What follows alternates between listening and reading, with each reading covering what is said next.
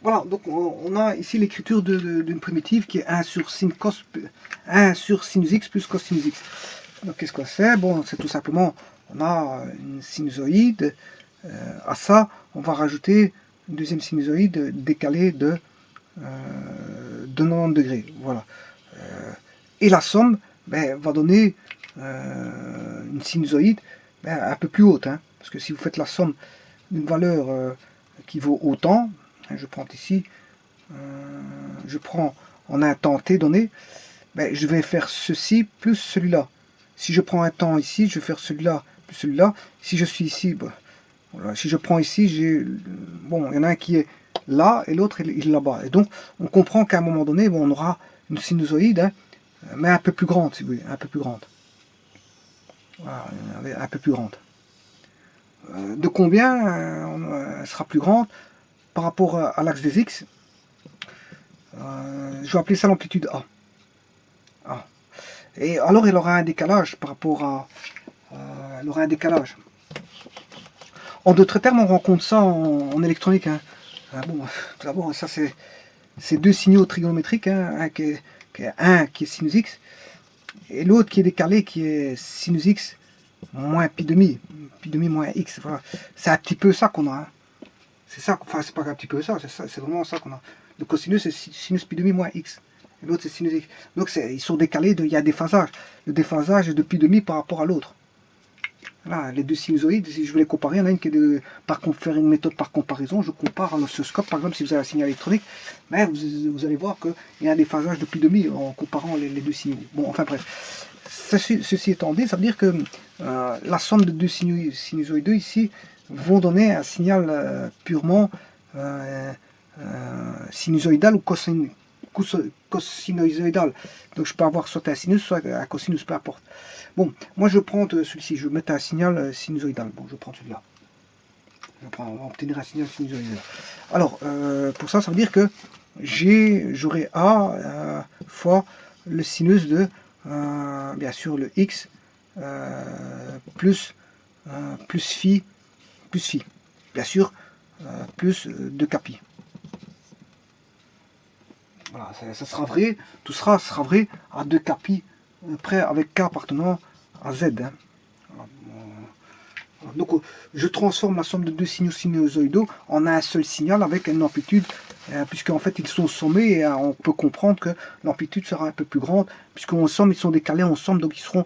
On aura une limite, cette limite-là, il faut la chercher en amplitude. Cette limite, il faudra chercher en amplitude, combien elle vaut. Alors maintenant, ce qu'on sait aussi, c'est que ceci, bien ça c'est, voilà, c'est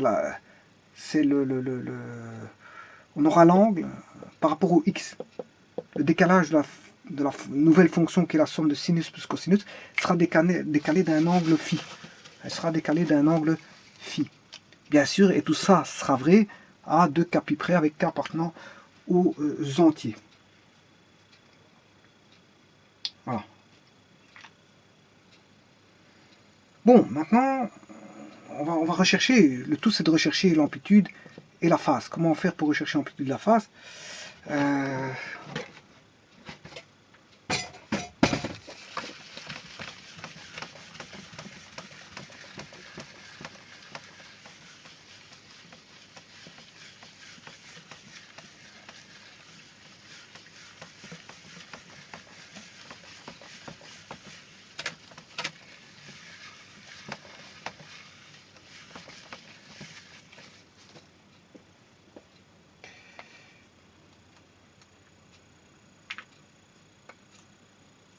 Alors,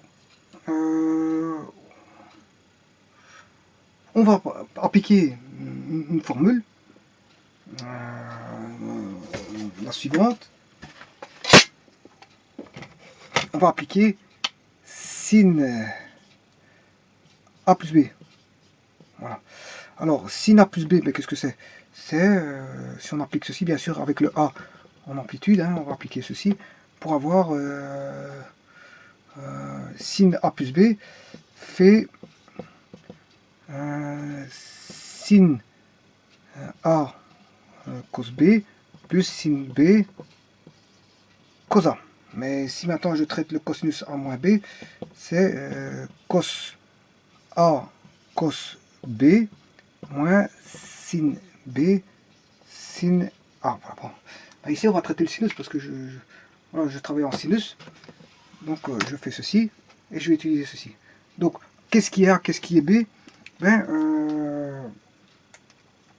je vais considérer que ceci c'est le A et ceci c'est mon B. Voilà, et je vais traiter ceci, bien sûr en multipliant par A chaque fois donc je vais simplifier. On a A fois sinus de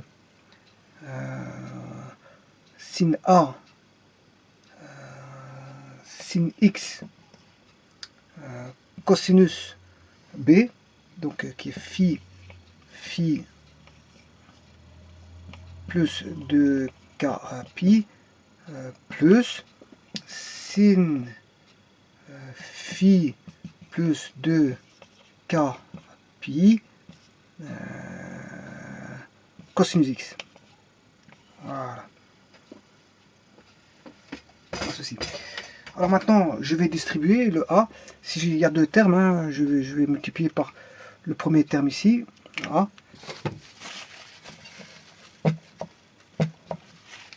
Donc j'ai A fois ceci. Voilà. Et j'ai le A fois ceci. Bon. Maintenant, qu'est-ce qu'il faut faire? Ben, il faut identifier par rapport à sinus x, cosinus x. Hein. J'identifie.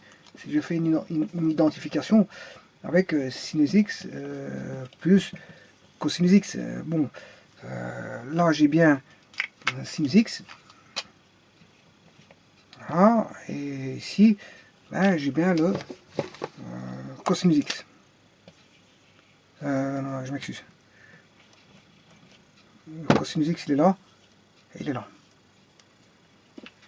Ce qui veut dire que vous ceci,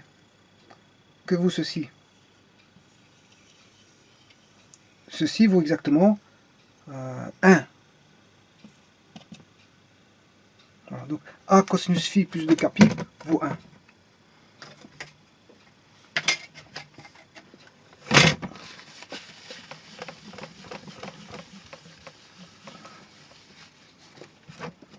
A cosinus phi plus 2 pi égale 1.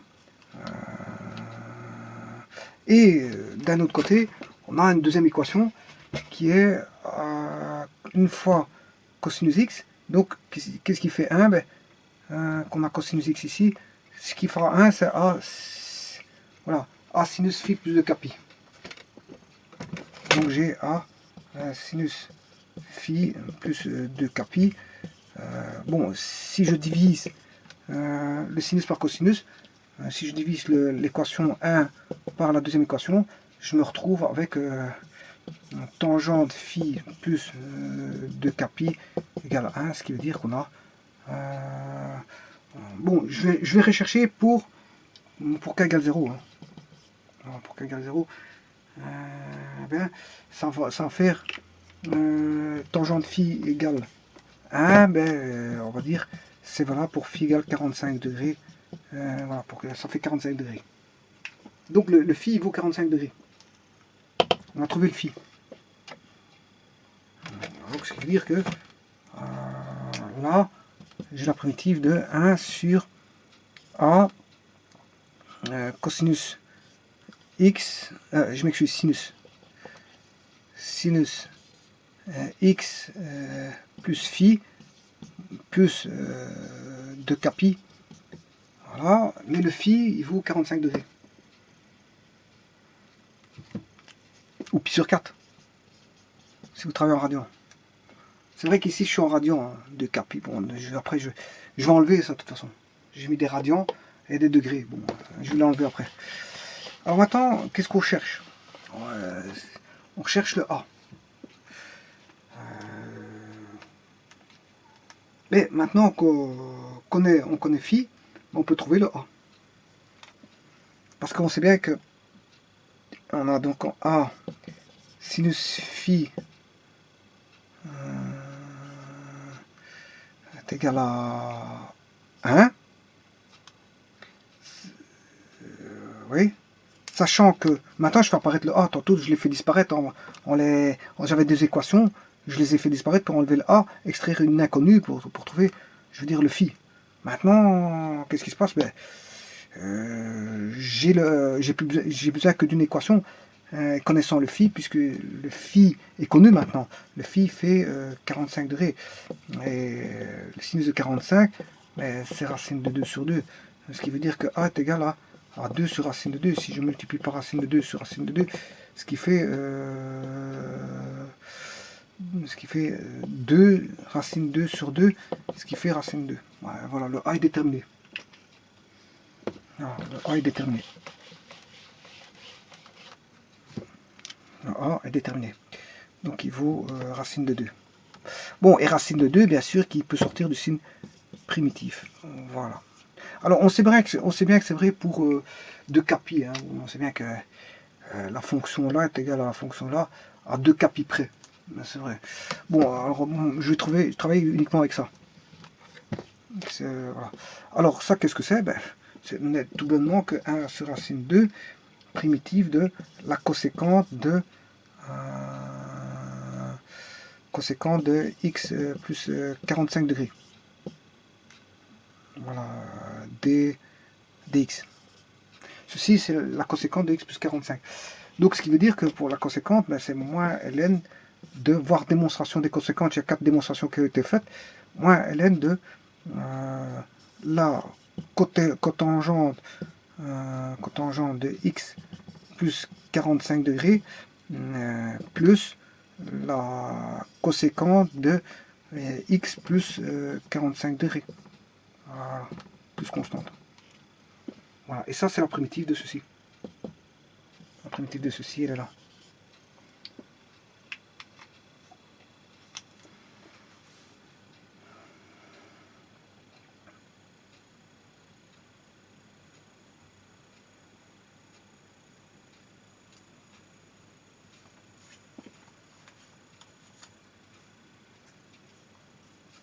Voilà, merci.